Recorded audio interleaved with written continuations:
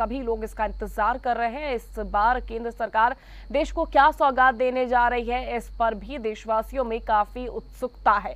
इस पर उत्तर प्रदेश के वरिष्ठ पत्रकारों से हमारे स्टेट हेड विजय त्रिपाठी ने बजट को लेकर एक विशेष चर्चा की और क्या कुछ कहा वरिष्ठ पत्रकारों के पैनल ने, आइए आपको सुनाते हैं।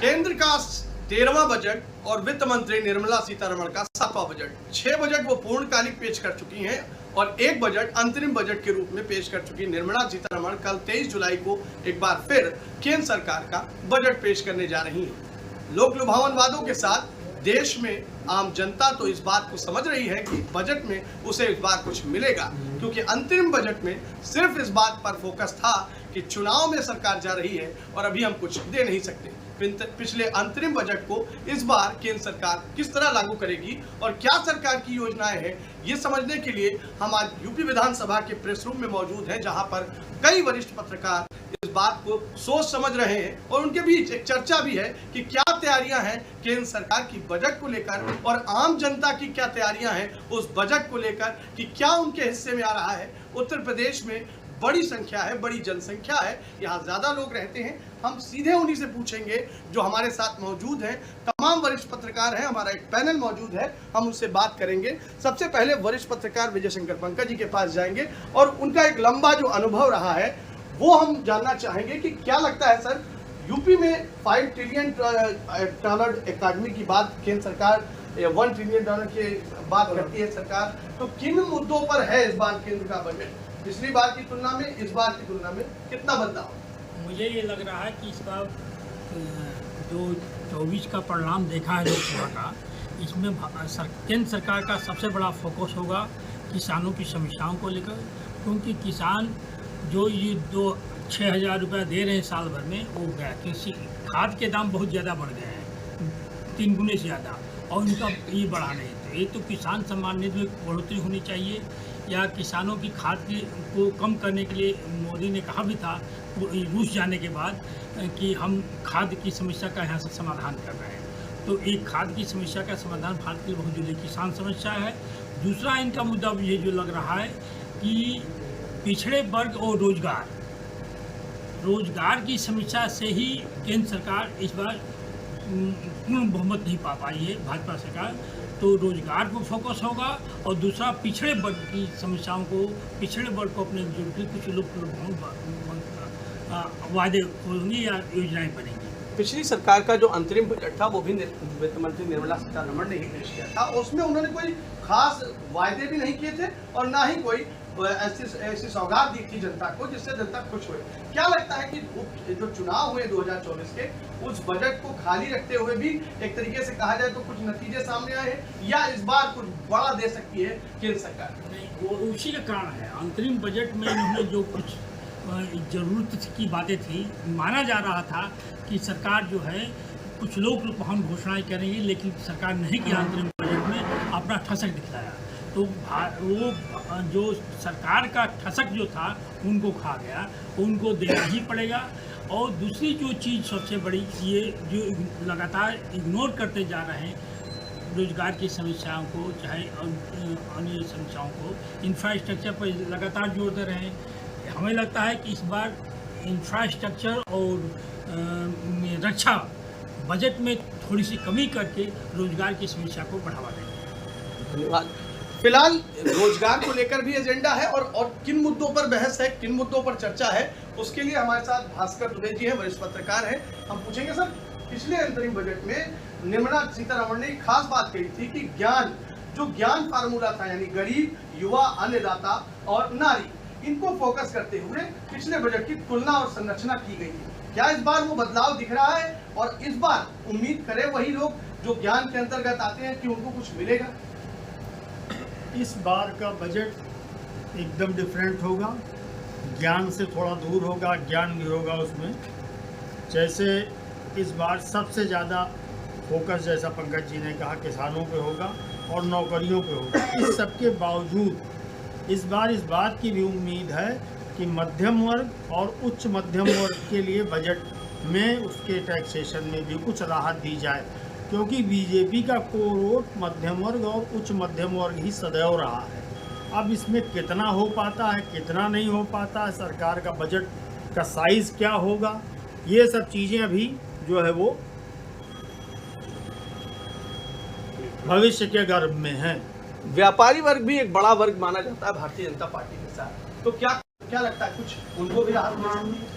व्यापारियों के राहत के मामले में मुझे नहीं लगता उनको कुछ खास राहत मिलेगी, क्योंकि जिस तरह से कारों वगैरह के दाम बढ़ रहे हैं, जीएसटी पे भी कुछ बढ़ोतरी होनी, क्योंकि अगर जिसको जो देंगे ये वो कहाँ से देंगे, इन्हीं लोगों से तो लेके बांटेंगे। भाई ऐसा तो है नहीं सरकार के पास अपना कोई जो है वो सुरक्षित कोष है कि साहब ये पिछड़ों के लिए है, दलितों के लिए। जो टैक्स के रूप में सरकार हमसे, व्यापारियों से, आपसे लेती है, उसी को वो आगे फॉरवर्ड करती है। तो अगर वो टैक्स ही नहीं लेंगे तो सब लोग लुभावनकारी योजनाएं चलेंगी कैसे? मुझे नहीं लगता टैक्सेशन में कोई राहत होने जा रही है। धन्यवाद। ये थे भास्कर द्विवेदी जी, इनका साफ कहना है कि कोई राहत नहीं होगी। राहत होगी या नहीं होगी इसके लिए हमें कल तक का इंतजार करना होगा, लेकिन आज क्या तैयारी है सरकार की, उसके लिए जो ज्ञान योजना बता रही थी निर्मला सीतारमण ने, जिसका भी जिक्र किया, उसमें जो अंतिम पायदान पर एक नारी शब्द का यूज किया था उन्होंने, क्योंकि उन्होंने उसे अंतिम में रखा। तो क्या लगता है अंतिम में जो नारियां खड़ी है उन्हें कुछ मिलेगा कि नहीं मिलेगा? बहुत उम्मीदें हैं नारियों को भी, शायद इस बजट में कुछ राहत मिले, और सबसे बड़ी चीज़ है महंगाई चरम सीमा पे है, उससे निजात मिले। महिलाएं काफ़ी आहत हैं इससे, क्योंकि घर का सारा बजट तो महिलाएं चलाती हैं, और किचन में जब जाती हैं सारा सामान महंगा है, तो इस पे जो है बहुत ज़्यादा परेशान है महिलाएं, और बहुत उम्मीद है कि वो भी एक महिला है वित्त मंत्री, तो शायद जो है बजट में कुछ ऐसा करें कि महंगाई से राहत मिले। अच्छा, वित्त मंत्री महिला, आप भी महिला, जिन्हें मिलना है वो भी महिलाएं हैं, तो क्या महिलाओं की तरफ से कोई एक खास मांग जिसको आपको लगता है कि वो सबसे जरूरी है, कुछ बताना चाहेंगी, कुछ कहना चाहेंगी उससे? हाँ, महिलाओं को कुछ ऐसी योजनाएं चलाते हैं, जैसे कि कुछ पेंशन टाइप की कुछ बचत योजनाएं चलाते हैं, या महिलाओं को कुछ भी राहत ना दे पाए, अगर बजट में महंगाई से राहत ना दे पाए तो कुछ ऐसी योजनाएं चला दें जो महीने में महिलाओं को कुछ 1000-2000 का साधन मिल जाए, महिलाओं के लिए कोई योजनाएं चला दें। वैसे सारी छूट तो महिलाओं को ही दी जाती है वरीता। बिल्कुल देनी भी चाहिए, महिलाएं को आगे आना चाहिए। भारत देश में हमेशा महिलाओं को जो है तवज्जो दिया गया है। महिलाएं हमारी जो है देवी देवताओं में भी देवी की पूजा जो है महिलाओं की ही पूजा मतलब लोग करते हैं। आदर और सम्मान मिलता है हमारे देश में, हमेशा से मिलता आया, चाहे हिंदू हो चाहे मुसलमान, सभी में मिलता आया। तो हमें बहुत उम्मीद है केंद्र सरकार से और माननीय प्रधानमंत्री जी से कि शायद हमारी महिलाओं को और जो छोटे वर्ग की महिलाएं हैं उनको कुछ राहत मिल जाए, कोई रोजगार का साधन दे दें। जो महिलाएं बेरोजगार लड़कियां हैं, पढ़ लिख करके उनको रोजगार का साधन नहीं है, कुछ ऐसी सुविधाएं कर दें उनको रोजगार मिल जाए। हमें बहुत उम्मीद है कि शायद कुछ इस बार अलग हो। अब आगे बजट आने में कल पता चलेगा कितना अच्छा होता है कितना नहीं होता।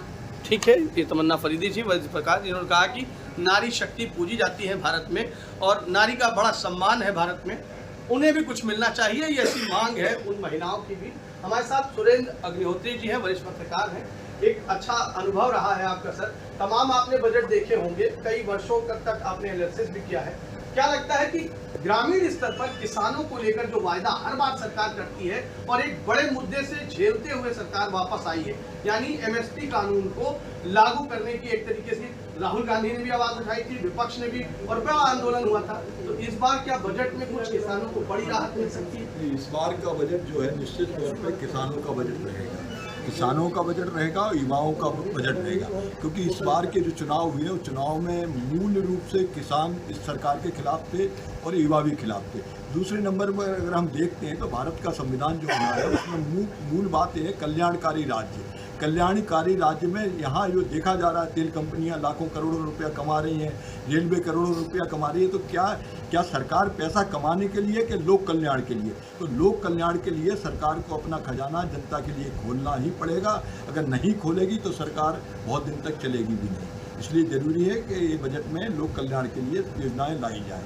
क्या लगता है कि बजट को दूसरे राज्यों की तरफ भेजने की तैयारी है, या उत्तर प्रदेश में जो हिस्सेदारी है, यानी बड़े प्रदेश में बड़ी हिस्सेदारी को कुछ कटौती करते हुए बिहार और आंध्र प्रदेश जैसे राज्यों में भेजा जा सकता है, ऐसी संभावनाएं नहीं, उत्तर प्रदेश का बजट में कोई कटौती नहीं हो सकती है। जो नीति आयोग है, क्योंकि हमें ये समझना पड़ेगा कि भारत सरकार जो भी बजट देती है उसका एक फ्रेमवर्क होता है, उस अनुसार दिया जाता है। स्पेशल पैकेज तो दे सकते हैं किसी राज्य के लिए, लेकिन उत्तर प्रदेश के जो बजट है उसमें कोई कटौती नहीं की जा सकती, किसी भी हालत में नहीं की जा सकती। जो इकोनॉमी बदलने की बात कर रही थी भारत सरकार, केंद्र सरकार, उसमें क्या बदलाव ला सकते हैं? क्या कुछ संभावना है?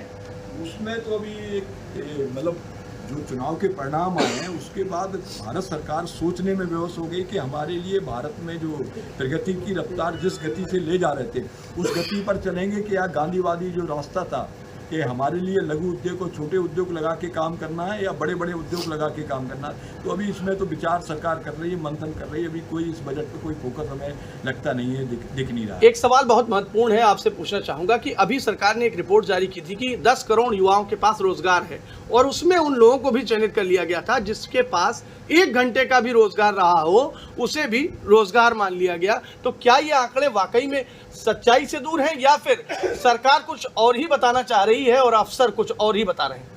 नहीं, जो सरकार ने जो आंकड़े जारी किए थे वो सब किताबी हैं भाई। किताबी आंकड़े से नहीं, जनता ने वोट के आधार पे अभी पता लग गया। और वोट के आधार की भी बात ना करो, अब बाजार में जाके हम देखते हैं युवा कितने बेरोजगार हैं, लोगों को काम नहीं मिल रहा है। बड़ी बड़ी कंपनियां करोड़ों रुपया कमा रही हैं। अगर आप देखेंगे देश के जो बड़े उद्योगपति हैं उनकी बैलेंस शीट को अगर हम देखते हैं तो उनका बैलेंस शीट इतनी तेज़ी से बढ़ रहा है जैसे लग रहा है कि एकदम से पानी की तरह उनके पास पैसा आ रहा है। और दूसरी ओर छोटे छोटे युवा हैं, उनके पैसे में कटौती हो रही है। यहाँ तक कि जो परमानेंट पोस्टें थी वो ख़त्म करके संविदा पर रखी जा रही। आज कोई क्लर्क जो बनता है वो 15,000 रुपये महीने पे काम करता है और जो सरकारी चुन के आता है 55,000 रुपये पे काम करता है। तो इतना अंतर युवाओं के सामने खड़ा हो गया है कि वो अपने दैनिक जो आवश्यकता है वो पूर्ति नहीं कर पाता है। इसलिए निश्चित ही सरकार को कल्याणकारी बनना ही पड़ेगा, नहीं तो सरकार के खिलाफ एक माहौल बनेगा। ठीक है, ये थे सुरेंद्र अग्रवर्ती जिनका साफ कहना है कि सरकार के खिलाफ भी माहौल बन सकता है और सरकार के जो निर्णय होने चाहिए वो प्रदेश और देश के हिसाब से होने चाहिए, आम युवाओं के लिए होने चाहिए। नीरज मेहरे जी वरिष्ठ पत्रकार भी हमारे साथ मौजूद हैं। आपने देखा होगा नीरज जी कि अभी अनंत अंबानी और राधिका मर्चेंट का एक विवाह समारोह हुआ और उसको विवाह समारोह क्या कहें, एक बड़ा आयोजन था जो कई हफ्ते तक चला और उसमें हजारों करोड़ रुपए फूके गए। और पत्रकारों का भी बजट में विधान इस बार अवश्य होना चाहिए, क्योंकि 2-3 बार बजटों में कहीं भी पत्रकारों का उल्लेख नहीं किया गया कि कितना उनका जो है टैक्सेशन वगैरह कितनी स्तर पर रहेगा। 40 लाख जो निर्धारित किया गया था वो 40,000 अखबारों जो छोटे मझोले अखबार हैं उनके लिए ही जो है कई बजटों में विधान नहीं किया गया। तो इस बार बजट में जो है विधान होना चाहिए कि छोटे मझोले अखबार संचालित करने वाले पत्रकारों को कम से कम 50 लाख पर जो है टैक्स फ्री कर देना चाहिए। धन्यवाद। ये थे हमारे साथ अवस्थी जिनका साफ कहना है कि टैक्सेशन की प्रक्रिया को और सरल करना होगा, वृद्धजनों को फायदा पहुंचाना होगा, युवाओं को एक बार फिर से मेन स्ट्रीम में लाकर उनके साथ स्किल्ड होकर भारत देश की अर्थव्यवस्था को और मजबूत करना होगा। तमाम पत्रकारों ने अपनी राय दी, अपने विचार रखे। कल वित्त मंत्री निर्मला सीतारमण अपना 7वां पूर्ण बजट पेश करने जा रही हैं। अब देखना यह है कि उत्तर प्रदेश के हिस्से में क्या आता है और बाकी राज्यों को क्या मिलता है। लेकिन फिर भी उत्तर प्रदेश इस उम्मीद के साथ भारत देश की सरकार के साथ खड़ा है कि शायद वो हमारी अर्थव्यवस्था को मजबूत करने में और अहम रोल अदा करेगी और हमारे साथ कंधे से कंधा मिलाकर चलती रहेगी। देश की जनता लगातार इस उम्मीद में है कि शायद इस बार केंद्र सरकार उन्हें बड़ी राहत दे और इस बार उम्मीद ये भी है कि जो बड़े बड़े दावे सरकारें करती हैं उसे इस बार पूरा करके दिखाएंगे। कैमरा पर्सन सौरभ श्रीवास्तव के साथ मैं विजय त्रिपाठी।